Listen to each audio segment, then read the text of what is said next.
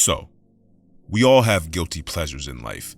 Things we love even though we deep down know that we probably shouldn't. These can range from mild and harmless to slightly embarrassing to things that might actually get you arrested if the wrong person were to find out that you were into them. But one of my favorite guilty pleasures since I was a kid has always been R. Kelly's R&B epic musical, Trapped in the Closet. He walks up to the closet, get closer to the closet. Despite Trapped in the Closet being really stupid, it's also really entertaining, and in certain aspects, it's genuinely a masterpiece. I called Trapped in the Closet an R&B epic earlier, and even though it doesn't quite meet the specific criteria of a true epic tale, this is basically the Odyssey for dumb shit, or at the very least, it's the Odyssey for n***s like me who love good dumb shit. I'ma go buy me a gun, and I'ma come back here and set this mother off. And that's the best way that I can describe R. Kelly as an artist, in my opinion. Really goofy, really stupid, and really immature, but also really talented and low-key a genius and an innovator when it comes to making his unique brand of music and storytelling. And I want to be sure to say this near the start of the video, as I try to do every time I talk about R. Kelly on this channel. R. Kelly is a monstrous scumbag who deserves to rot in jail for the things that he's done. But unfortunately, like many other scumbags of his ilk, Trump, Andrew Tate, Kanye West, Bill Cosby, etc., he is also very fucking funny. Don't throw that cheeseburger away. Don't throw that cheeseburger away. 'Cause I've got 5 hours left. I'm gonna save it for myself and not throw that cheeseburger away. And that's partially where the guilt comes in for me. On top of knowing that Trapped in the Closet, along with much of R. Kelly's music as a whole, is basically musical smut, I've also known that this man was a horrible person pretty much my entire life. But that has never stopped me from enjoying his art. This musical really took the world by storm back in the mid-2000s. And in a way, it kind of escaped the mostly black entertainment bubble that most of R. Kelly's music usually stayed in. Looking back, it's kind of easy to see why it was able to burst onto the mainstream scene, because this shit is so goddamn ridiculous, but also so goddamn good, that I think anyone of any race, creed, or culture could be captivated by it.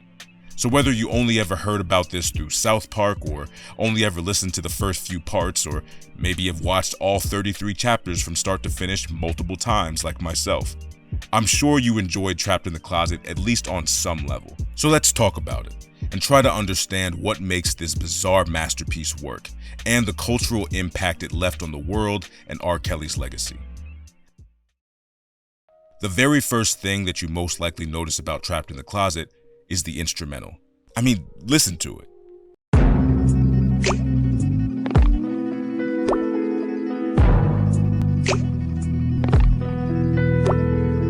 It's so simple that it allows R. Kelly to do a multitude of different cadences, rhythms, and vocal runs over top of it. The melody is just catchy and varied enough that it's able to keep the listener engaged for literal hours as it plays in the background. It's equal parts subtle, smooth, mysterious, tense, and hypnotic all at the same time.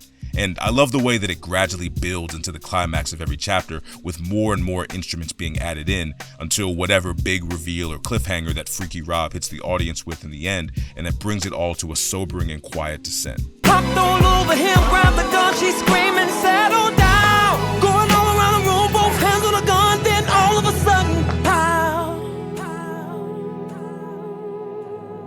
I think many of the best instrumentals and scores are the ones that sound like what they were made for. This beat really does sound like being trapped in a closet while holding a fully loaded gun and hiding from a man whose wife you just had sex with, praying to the heavens above that you don't have to use it on him. I don't mean to glaze this beat so much here, but I really do want to stress the importance of good music in film and the impact that it can have on the overall quality of a piece of art.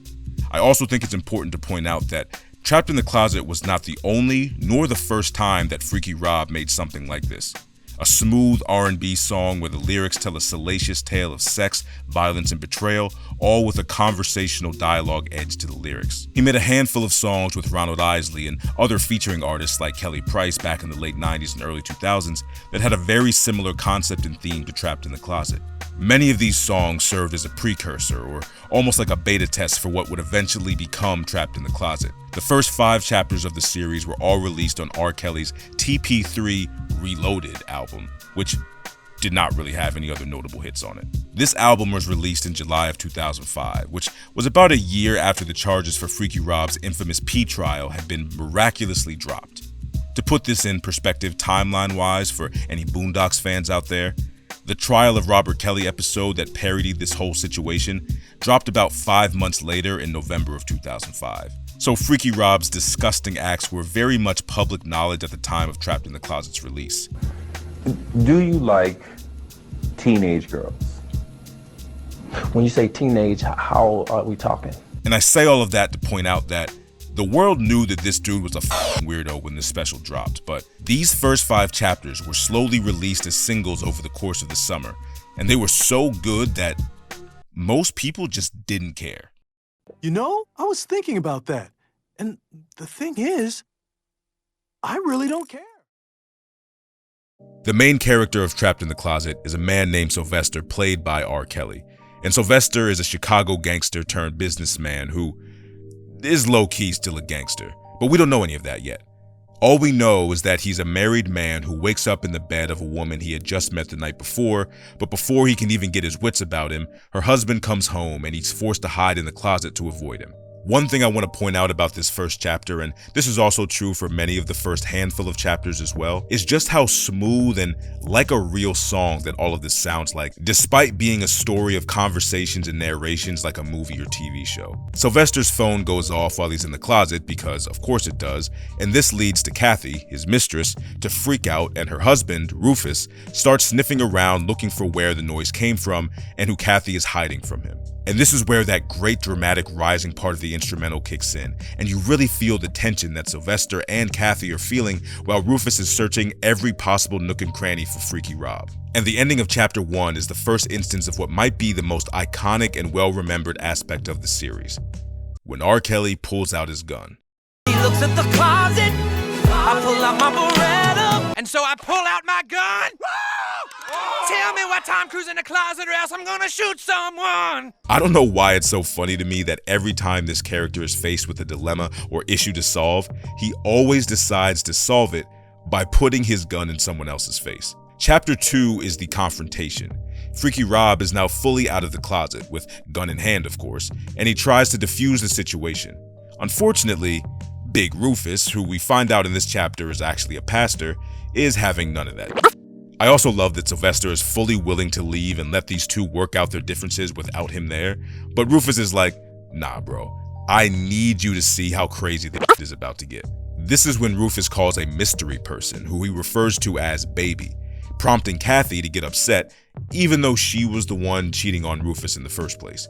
So Sylvester stays and attempts to listen to Kathy and Rufus argue back and forth while waiting for the mystery person to arrive. But eventually, he has enough and goes back to threatening violence on both of them. But just before Sylvester shoots them both in the face, the door opens and, big surprise, the mystery person is actually a man named Chuck. I can't believe it's a man. What a twist! Chapter 3 starts with Sylvester trying to grapple with what he's seeing at the moment, and he again tries to leave, but now Kathy is the one who insists that he stays and sees the play out. And then for some reason, Sylvester's dumb, messy ass stays again. The rest of the chapter is mostly just Rufus and Kathy arguing back and forth about which one of them is the worst cheater in the relationship, until Chuck eventually steps in and tries to give his point of view. But Sylvester quickly shuts that down. I said, brother, spare me the details. But after no progress has been made and Sylvester keeps finding out more lies from Kathy, he again threatens to shoot somebody in the face. Man, this is getting scary. I'm gonna shoot somebody. But he only ends up shooting the ceiling. Then, in the biggest plot twist yet, Sylvester calls his own house to talk to his wife, but it's not her who picks up the phone, but another man. What a twist! Chapter 4 starts with Sylvester speeding through traffic, trying to get home and, I guess, shoot his wife in the face.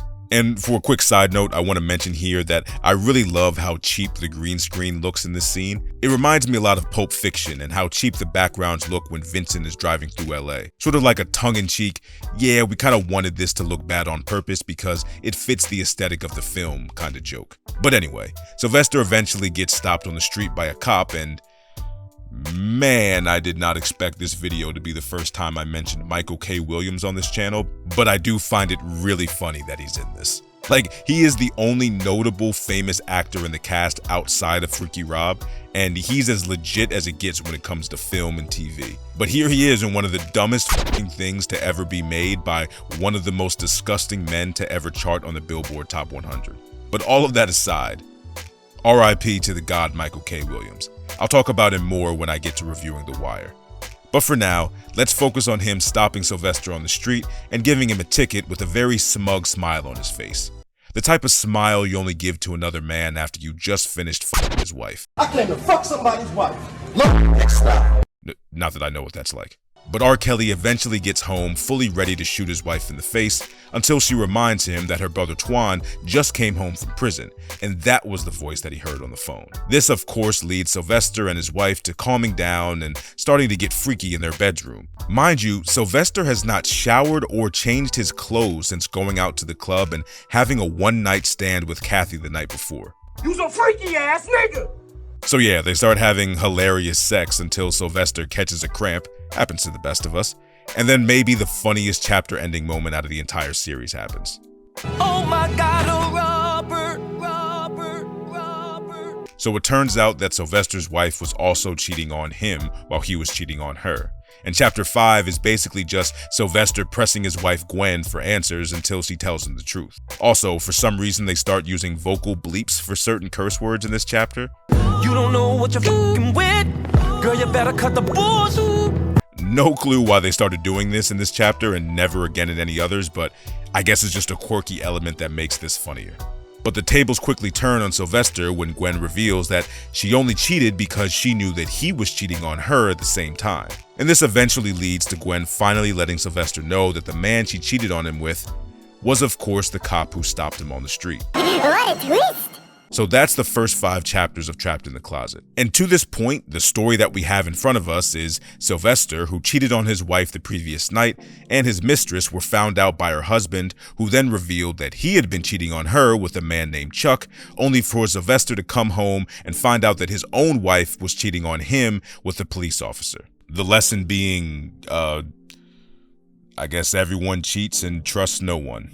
But if the series were to stop here, it would be a pretty grounded tale about infidelity, the power of karma, and the spiteful nature of human beings. The only absurd thing about it is that this whole ridiculous mess is being beautifully sung by freak boy Robert Kelly. And this was the extent of the story that was originally released on R. Kelly's TP3 Reloaded album. But it wouldn't be until about 2 years later when he released 17 more chapters and the full live-action film of parts 1 through 22 were available. And it's in these next 17 chapters where the story goes from mildly trifling to off-the-wall batshit crazy. Chapter 6 starts with Sylvester and Gwen surprisingly laughing after all the bullshit they have been through. They apologize to each other and they prove that cheating only breaks weak relationships.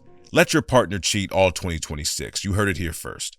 Cheat on your bitch. Cheat on your wife.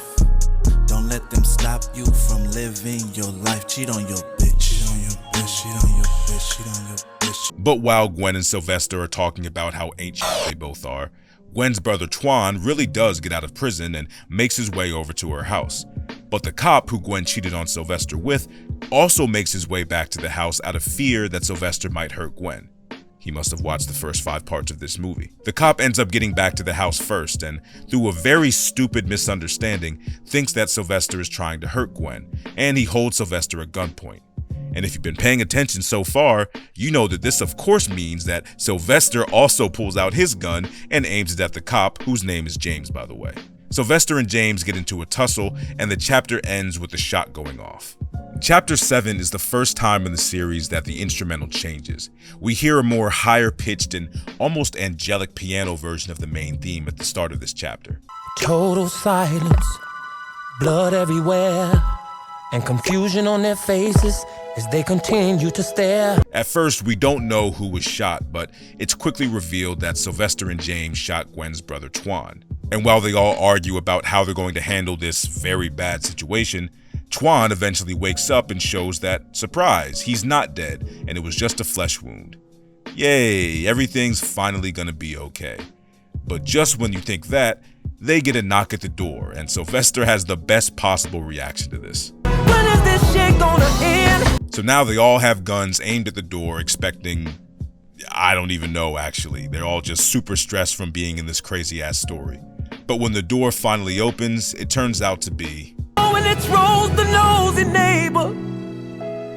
You with a spatula in her hand.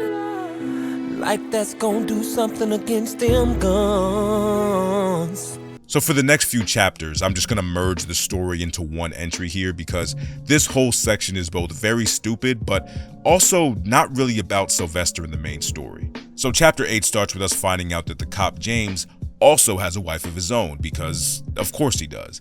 And she's a big-boned country white woman named Bridget for some reason, and R. Kelly sings her lines like this. Sweetheart, maybe it's that time of the month. But Bridget is acting very skittish as soon as James gets in the door, which leads James to think that she might be cheating on him. I think you know where this is going by now. Also, these chapters start a very funny thing where R. Kelly, the narrator, is now physically shown in the scenes as well. It's just that the characters obviously can't see him or they don't know that he's there. It's almost like he's the spirit of infidelity or the ghost of adultery, and he's just chilling in the closet while all of this goes down. But anyway, James tries to get the truth out of Bridget, and she tries to hide it until James is about to search the cabinet behind her. And then the funniest reveal of the whole series happens. Not only is there a man in his cabinet, but the man is a midget.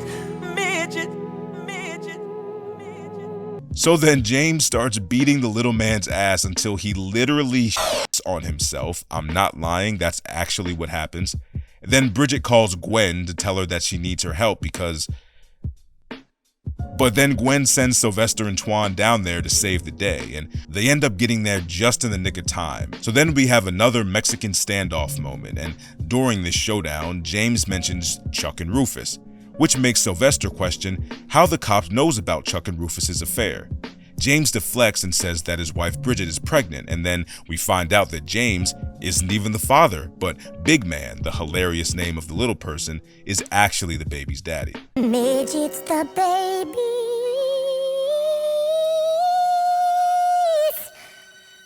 daddy.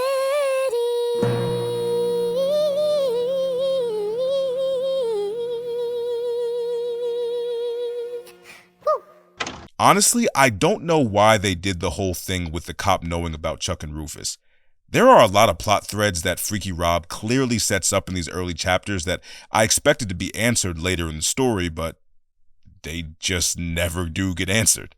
I'll kind of spoil the rest of the story and let you know that everything kind of goes downhill from here.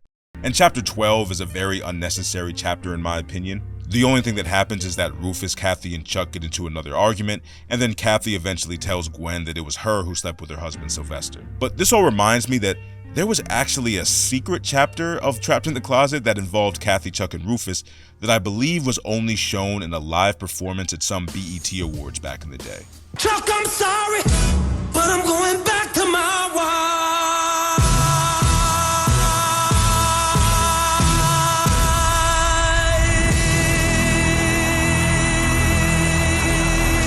Yeah, I know I'm way too deep into this shit, but just humor me, please. But after the freaky ghost of Robert Kelly gives us a quick recap in chapter 13, the rest of the chapters all the way through 18 are pretty much just about Twan and Sylvester. And when I say this, it will probably sound really ridiculous, but I do mean it with 100% sincerity. The duo of Sylvester and Twan is really, really well written. Like, I would watch an entire movie or TV show, musical or not, that involved these two characters getting into stupidly chaotic and violent situations. Twan is the hot-headed goon with no common sense, and Sylvester as the mentoring, cool-headed leader who's trying to show Twan the right way to do crime. It's kind of a match made in heaven. But Twan and Sylvester's great chemistry aside, this is the first part of the series that starts to feel more like a story rather than a collection of songs telling a story. I'm not sure if that makes sense to anyone who hasn't seen the whole thing, but it is one of the things that makes these chapters not as captivating as the previous ones in my mind. But it's in these chapters that we apparently find out that Sylvester and Kathy had made a deal beforehand for them to be caught cheating by Rufus in that apartment in chapter 1. The details of this deal are never really explained, and honestly, the whole thing makes no sense, and it is never explained for the rest of the story. But don't worry, just move past that, it's not important. The true point of these chapters is all about Twan, and we find out that he believes he went to jail because these two girls named Roxanne and Tina snitched on him back in the day. And we quickly find out that Roxanne and Tina both work at the restaurant that Sylvester and Kathy are currently inside of. Twan eventually realizes this and bursts into the restaurant to cause a scene, and then they spend the 2 chapters going over how Twan really wasn't set up by Tina and Roxanne, and actually, Tina is pregnant with Twan's baby. But Tina and Roxanne are in a relationship now, and the whole time narrator Rob is just chilling in the background getting his cigar smacked out of his hand. This whole thing is ridiculous and stupid and hilarious and everything else that the entire musical has been thus far, but it's all pretty inconsequential. In fact, the rest of the series is pretty inconsequential. Things do happen, I guess, and they all vary from being pretty entertaining to downright too stupid to even mention. But none of these vignettes or short stories add anything to the original story of infidelity, betrayal, and secrets that the first 12 chapters were all about. It kind of just feels like Freaky Rob realized he had a hit with the first few parts of this, and so he just kept trying to stretch the story out as much as he could, even if he didn't really have anything meaningful to say or write going forward. And the ending, chapter 22, is all about the characters getting some mysterious package. What is this package? Well, we never find out. This is bullshit. Chapter 22 released in 2007, and we didn't get a continuation of the series until goddamn 2012. That's 2 whole Obama elections, R. Kelly. What were you doing for those 5 years, man? Wait, actually, I don't want to know what R. Kelly was doing in those 5 years. And look, I know I really glossed over the last 10 or so chapters of the first part of Trapped in the Closet, but nothing of importance really happened, so it just didn't feel like it was important to mention anything. But chapters 23 to 33 that got released in 2012 were actually unimportant and just straight up boring. Seriously, there is damn near nothing of value here. Over the last decade or so, I've heard a lot of people complain about beloved movies and TV shows coming back and being kind of disappointing. R. Kelly in Trapped in the Closet was disappointing fans with terrible continuations a decade and a half ago. Kind of ahead of the curve if you think about it. But shortly after chapter 33 of Trapped in the Closet came out, Freaky Rob finally got caught up on some essay charges that did manage to land him in prison, and that pretty much killed off any potential for any more chapters of the story being released. And all in all, I would say it's probably for the best. I have a lot of nostalgia and reverence for the old Trapped in the Closet chapters, but even someone like me who would call themselves a fan of this garbage still understands that it was going downhill for a while and that a disgusting monster going to prison for his crimes is much more important than him making some catchy songs. Trapped in the Closet is one of those things that is truly one of one. I can't think of anything that I've seen before or since that captures that same feel and vibe. It has its cons for sure, but the sheer creativity on display makes it well worth the watch in my opinion. I'm not saying you would like it, but it's hard to imagine anyone who did watch it could walk away saying R. Kelly isn't talented as hell. In a different world or a different universe, it would be Tyler Perry who would get sent to prison for being a freaky frog, and R. Kelly would be the one who built an empire off selling the black entertainment version of fast food to the masses. I don't know if that's a better world, but it's one that I would have morbidly loved to see.